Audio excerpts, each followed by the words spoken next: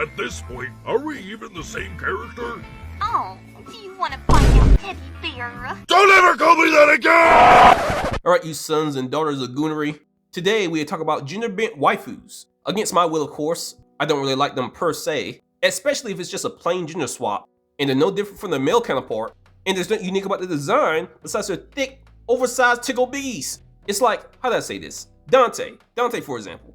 Dante's a cool character, I like Dante, but I don't need to see Dante as a female, because all it's really gonna be is Dante with tits, and with a hole instead of a pole, if you know what I mean. That's flying a little too close to the sun for me. Now I'm not judging, you know what, screw it, I lied. I'm judging, harshly but fairly. Everyone has the solemn right in this community to be hated equally. And with that being said, I don't like gender-bent characters who are just there for fan service. It just seems to me to be a level of goonery that has gone too far. That's right, I said it. Every man has his limits, and mine stops here. If a character is going to be gender-bent, the gender-bent character should be able to stand alone, and not just be a copy and paste of what the old character was. Besides, if I wanted to see a Luffy that was female with tickle biggies, I could just go to Rule 34 and see that. I wouldn't need to see that in the official story. There are enough female characters already in One Piece. I don't need to start turning the men to women. That kind of plot would get weird really fast. And also, if a character is going to be gender-bent, they need to have a level of creativity that will make the fans want to see more of them. Or in other words, the female counterpart has to be way hotter than the male counterpart. And I'm talking layers of cake. And the character should inspire some type of curiosity. Because if it's just a copy and paste, that's good enough for Rule 34, but that's not good enough at all for an actual story or character. Anyways, thanks to Mr. Ken Jr., we're doing this video, because I feel like giving.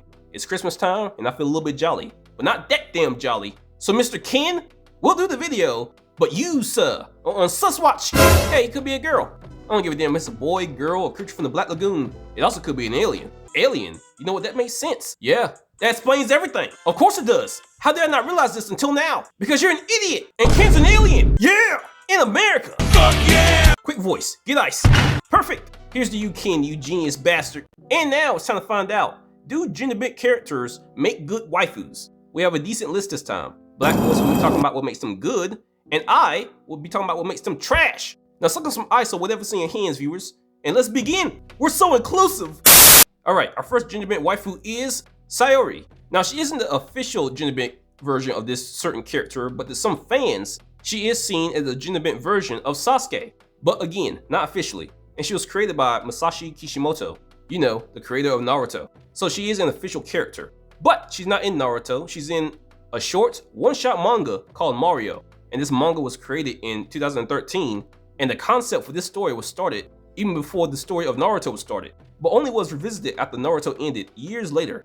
And the story is an action romance story about a half Japanese, half Italian mafia contract killer in New York, who must work with Sayori, a stubborn colleague who refuses to talk to men, which is just one of her first traits that should remind you of Sasuke. Except in his case, he refuses to talk to women. Her other personality traits involve her being cold, reserved, and not very talkative. She's also violent and often carries trauma that's fueled with a deep-seated hatred.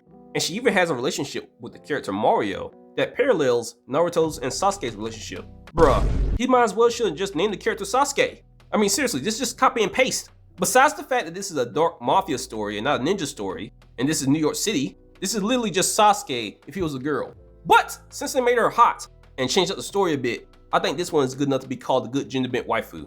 But also, the author should just come out and say that this is just Sasuke as a woman. I mean, come on, look at her. If Sasuke was a girl in the original Naruto story, these two plots will basically be the same. But since he's a guy, it's a bromance. Like, okay, bruh. And even some of the side characters thought that the bromance was a little bit, sus, if you know what I mean. Like, come on, look at Yamato. Bro's looking at Naruto like, why are you gay? Alright, next up, Naruto. His gender-bent form was made with a jutsu. And just in case you haven't watched Naruto, a jutsu is a mystical art or technique used by ninja in this story. More or less, you can think of it as magic with multiple purposes. And the name of this jutsu is called Sexy Jutsu. It's also likely one of the reasons Hinata married Naruto. What? And one of the reasons the anime Boruto exists. And you'll see why in a minute. Giggity. The Sexy Jutsu is a jutsu created by Naruto at first as a prank, usually on men, and you know who. And specifically, the user transforms into a beautiful woman with special attention given to the woman's figure, the tickle biggies, and waistline. And when this technique doesn't affect the target, Naruto has an upgraded version of this technique called a harem technique. And he can use both techniques to immobilize some men, and not even surprisingly, some women. But that does not make this form of Naruto a good gender-bent waifu. And one reason, obviously, is because the sexy jutsu is just an illusion. It's not a different version of Naruto. It's not a alternate dimension version or a clone. This is Naruto using his catfish technique. You'll be catfished by an idiot if you like this form. Plus, he first used this technique when he was around 12 years old. So regardless of how unique the jutsu is, it's trash. Now moving on, next one up. Oh yeah, my favorite one, Bowzette. This one's definitely a good Genderbent waifu. Yeah, we'll see about that.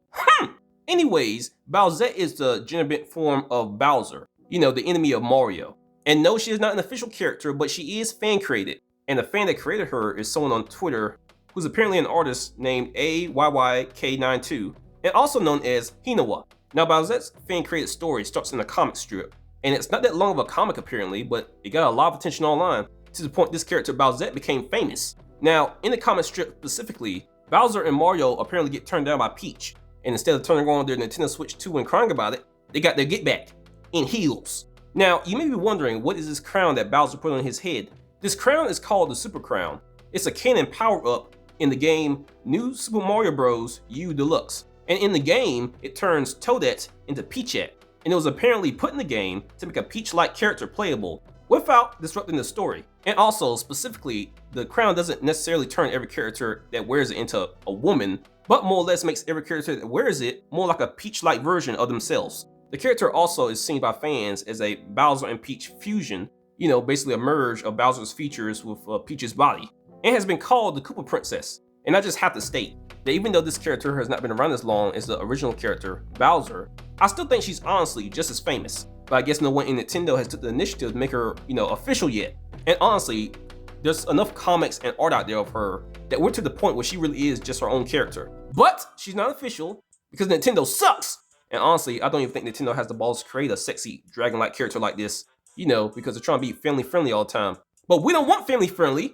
We want a sexy, thick turtle dragon lady that's gonna sleep with Mario and marry Bowser, and obviously cut Peach. Because what do you mean her and Mario are just friends? Man, Nintendo don't get out of here with that bullshit. Alright, the next one up. We obviously have to talk about Fiona, you know, Finn's Genderbent version, from the cartoon Adventure Time. Now, Fiona first appeared in Adventure Time in Season 3, episode Fiona and Cake, and this episode aired in 2012. And at the time, we all thought she was a fanfiction created by the Ice King. And honestly, with the way he treats women, that's a very believable story. Your constant harassment of the female gender makes me sick. But no, it turns out that's not true at all. They're not fanfic, they're a real character in this universe. We found out in the first season of Fiona and Cake that they were made by Prismo, the wish-granting deity. Now, Prismo more or less has the power to create alternate realities. And the reason he created Fiona and Cake's reality was, well, because he got bored. So he imagined Finn and Jake with some tickle biggies. He's also a lonely deity. Bro don't get no cheeks. And I say this because he was not allowed to do this in the first place. He's meant to grant wishes for others, not himself. So him creating a universe for himself to enjoy would get him in trouble with apparently Adventure Time's version of the FBI. And so, to hide his dark deed, he hid Fiona and Cake's reality inside the Ice King's mind. And the Ice King's crown powered the magic in their world. So, when the Ice King turned back into Simon, they lost the magic in their world and their memories were erased. But more or less they get it back, making Fiona and Cake 100% canon and completely separate characters from Finn and Jake. Now they all have similarities obviously, but there's no way anyone can call these two the same person if they watch the show. Which means Fiona and Cake is 100% a good example of a Genderbent waifu. Agreed, Knight? Agreed. By the way, Cake is totally my type. What? Alright, the next one up is Laura Kinney, aka X-23, and also known as the clone of Wolverine, who's apparently female for a specific reason. And that reason is basically the Weapon X program used a damaged sample of Wolverine's DNA, and the damage basically made the Y chromosomes unrecoverable. And so, instead of giving up like normal people, the scientists in this program duplicated the X chromosome instead, leading to the creation of the female clone X-23. And she first appeared in the comics NYX Issue 3, published December 10, 2003. And her first appearance in animation was apparently X-Men Evolution Season 3. And you know what? I actually remember watching this episode. She took down almost every X-Men member in the show, including the Big Baldy, Charles Xavier. And she has almost all the powers of the Wolverine, except there are some differences. And one is that she has a normal skeleton. Unlike Wolverine, who has an adamantium skeleton and claws, X-23 only has adamantium claws, 2 in each hand and 1 on each foot. And she was also trained to be a living weapon, an assassin, and a killing machine. And she first appeared when she was around 13 to 14 years old. But now, currently in the comics, she's at least young adult age, so around 20 to 22 years old. And honestly, this has to be one of the best ways to do a Genderbent waifu. She obviously has a lot of similarity to Logan, but she never actually feels like Logan. The character went from being a violent child killing machine to becoming a hero that was guided by Logan. And unlike Logan, she has her own trauma and problems, like the fact that she has a trigger scent, which is a condition that makes her slip into an uncontrollable berserk rage when exposed to a specific chemical scent. And while she's in this rage, she cannot distinguish friend from foe. Yeah, this girl's gone through some shit. Puberty must be hell. And that time of the month? Tragic. Anyways, this one's good. Next one! Alright, the next one up is Trafficker Law's unique gender bent form that has no unique name, but it did surprise a lot of anime-only people. Now, many may see this form as uncalled for and just fan service, but it's honestly much deeper than that. This form first happened in the manga in chapter 1063, and it happened in the anime in episode 1093, and this was during the Egghead arc. And this happened to Law and his crew because of a devil fruit user named Doc Q, a member of the Blackbeard Pirates that looks like he rolled out of Elden Ring. And this guy has a devil fruit called the Shiku Shiku no Mi, also known as the Sick fruit. And this fruit specifically gives him the power to afflict others with diseases. And the diseases can take many forms and have varying effects, such as this specific one that he gave to Law and his crew that turned them all into women temporarily. And the name of the disease was called the feminization disease. And yes, it is contagious. Don't ask me how I know. The ability has a very large range, and the user of this ability can detect when the ability has been countered. And this devil fruit can be countered by basically strong hockey.